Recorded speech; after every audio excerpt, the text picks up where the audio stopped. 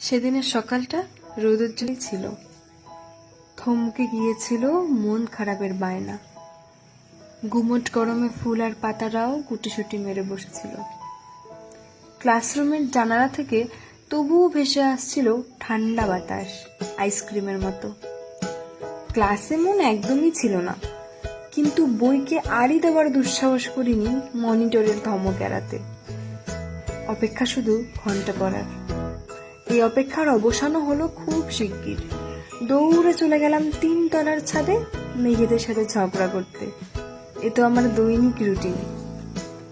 তবে ওদের একটু অন্যমনস্ক লাগছিল। মনে হচ্ছিল আগে থেকে কোনো প্ল্যান এঁটে রেখেছে। হঠাৎই চোখ গেল 9 নম্বর রুমের বারান্দায়। আমিও ক্রমে অন্যমনস্ক হয়ে গেলাম। সে দাঁড়িয়েছিল। আমার চারিপাশ কেমন যেন অন্ধকার হয়ে উঠল।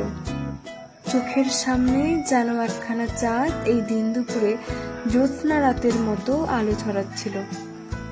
পার্থক্য শুধু এইটুকু যে তার উজ্জ্বলের নিজস্বতা ছিল। এটাই আমার অন্যমনস্কতাকে মুগ্ধ করেছে আর পূর্ণতা দিয়েছে। তার চোখের দিকে একবার তাকালাম, শীতের পুকুরের মতো নীরবতা সেখানে। চোখের পাতার ঝাপটায় যেন কলকলিয়ে উঠছিল বারবার।